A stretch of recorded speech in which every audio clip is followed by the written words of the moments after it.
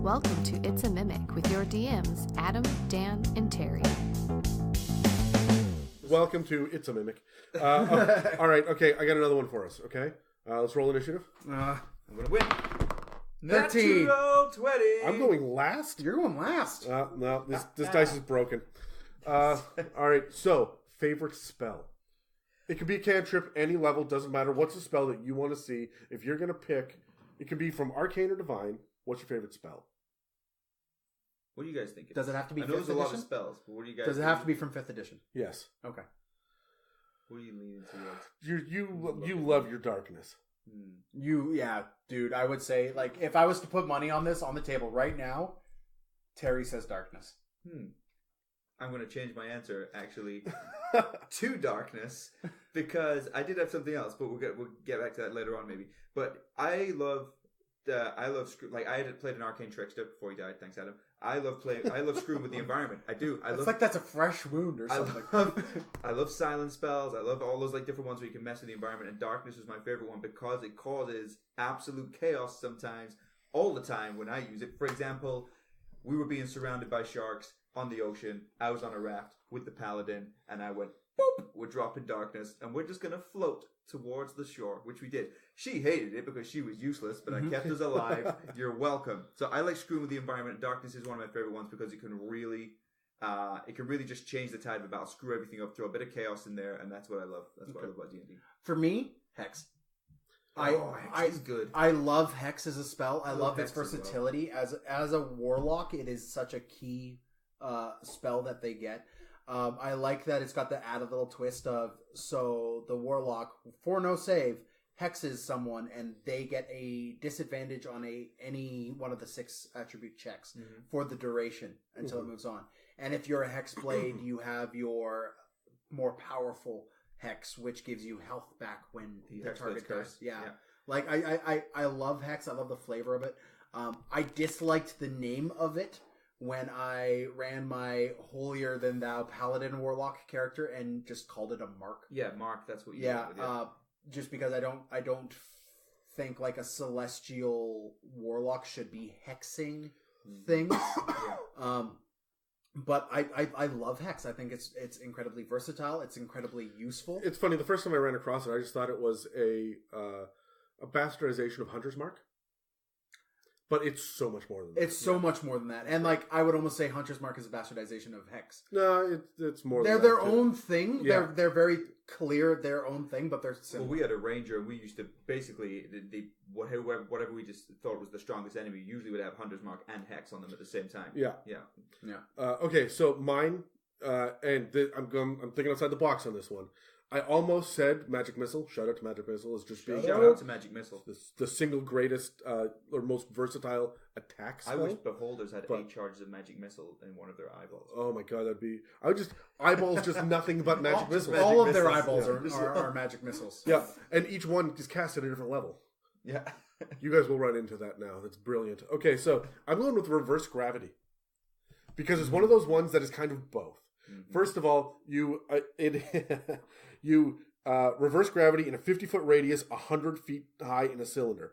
Everything goes up there, it goes up, and they just start to rotate. And that's it.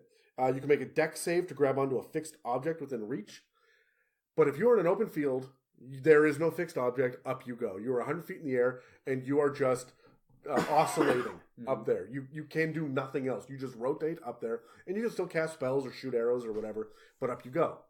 Yeah. And then the spell ends, and down you come. And that is 10d6 damage when you hit. So you are just immediately getting rid of anybody that charges or grapples or anything else on the playing field. Your fighter, your melee characters, bye. Yeah. Yep. And the spellcasters are still up there, but then you hit them with 10d6.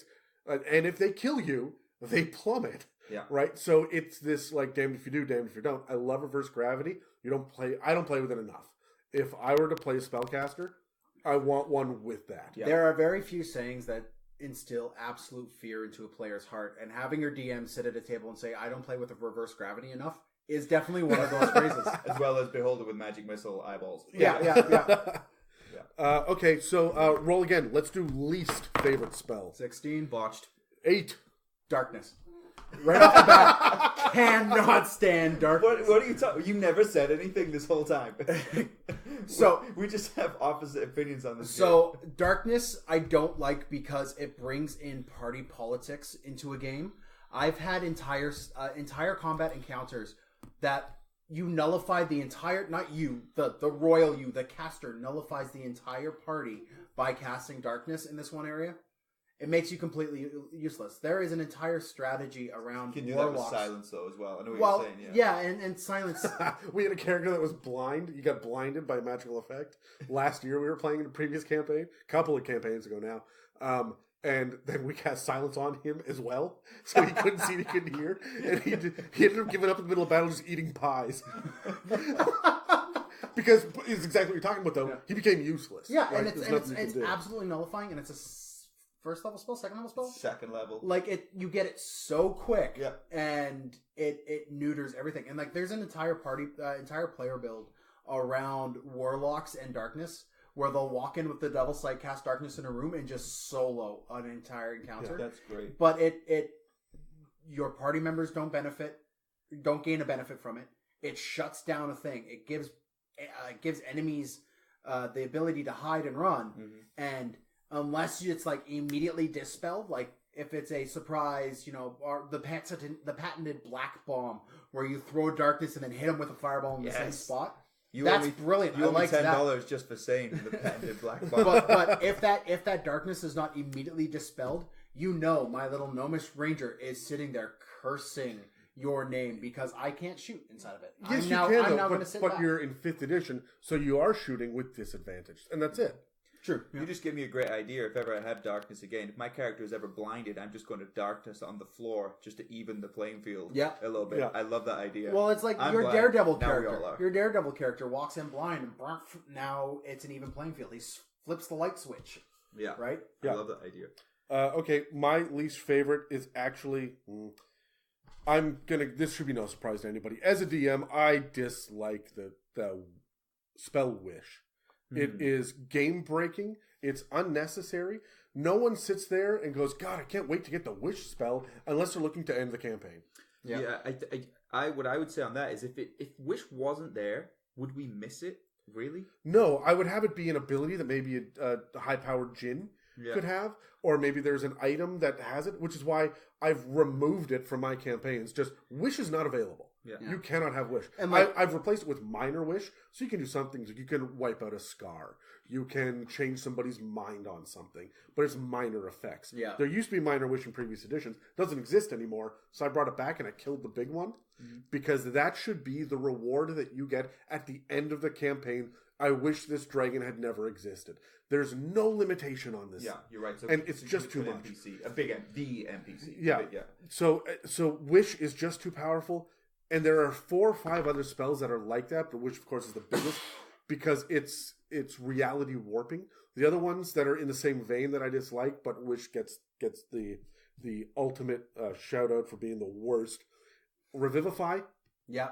Right. I was debating between Revivify as and a Darkness. 3rd level spell. Yeah. Are you out of your mind? Because that just pretty much means that nobody dies. Yeah, like unless it's done. Spare the Dying. Yeah, Spare the Dying is another one. As a cantrip. Yeah, Spare the Dying. Are you out of your mind? Greater Restoration is 5th level spell. Like, come on. I know that 5th Ed is D&D on easy mode compared to some of the previous ones. Even Remove Curse is a lower level spell, which is nuts. 3rd, so yeah, 3rd or 4th. Which is nuts because if you're going to cast Bestow Curse. And you got a hag that curses someone, and you just wait until you hit level, 7, 8? Never mind. This whole plot hook, this whole mission, everything we've gone off to find the MacGuffin to undo this curse is just hand-waved away. I'm a werewolf. No, you're not. If the cleric or the paladin just gets a good night's sleep, they can wake up and get rid of it. Yeah. They didn't prep it that day. Oh, it drives me insane, Yeah, so there are some things that, and I say this when I'm DMing, I will be upfront about this. Hey, you got bit by a werewolf. This is what you need to fix it. Remove Curse will not do that. Yeah. So there have got to be some things, some limitations to these insane, overpowered, reality warping. Or you need some sort of ridiculous component, which is a side quest. Which is why I'm so adamant about diamonds in my campaign for resurrection stuff. So, anyways, Terry, what's yours? Mine is, and it may take me a minute to get this out for the reason, and it's not really the spell, it's how the spell is played. So, I'll let you know right off the bat, it's pretty much divination type spells, particularly scrying.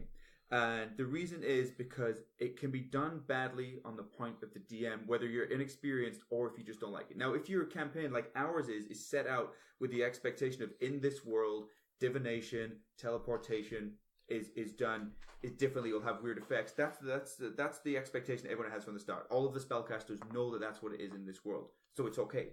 But if that expectation is not laid out, if it's just you're playing a game, it's so subjective. You can be like, I want to scry on this person. And it's been done in the past where the DM will be like, that's really inconvenient for me, so your spell is not going to work the way you want. But if what we do is the expectation is laid out, we know it's going to be that way, and so it works. Well, I hate scrying for the exact same reason.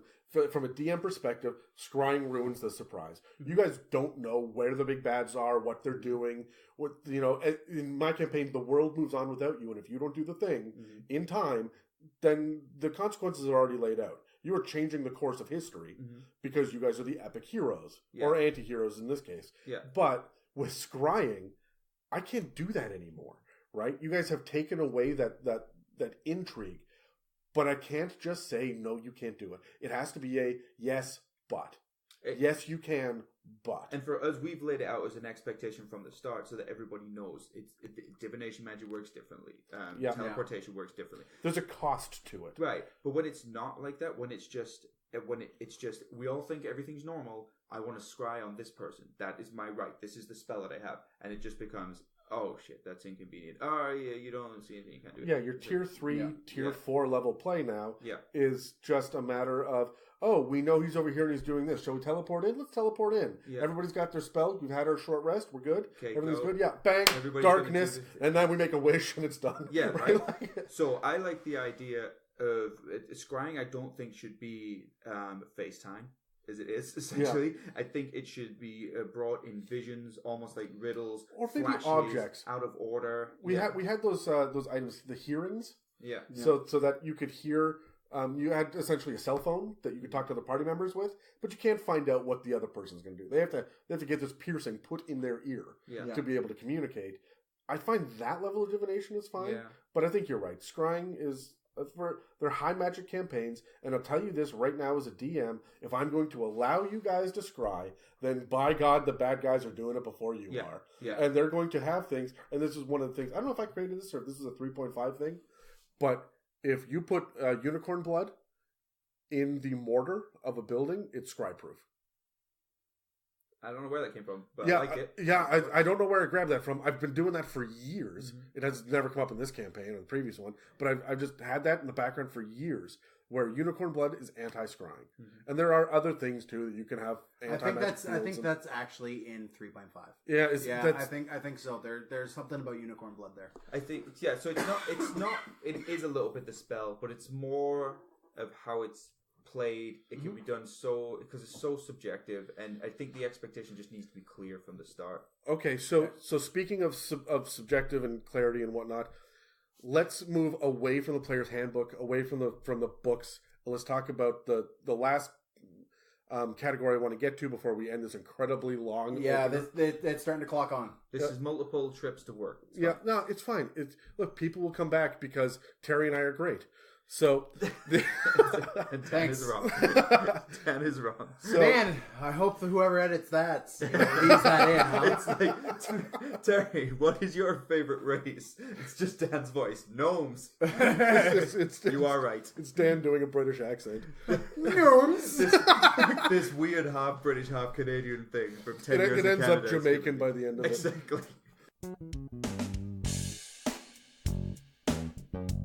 Thanks for listening to It's a Mimic. Enjoyed this teaser? Want more? Follow us on social media or visit itsamimic.com. The official first full episode premieres January 29th, 2019. Be awesome and tune in.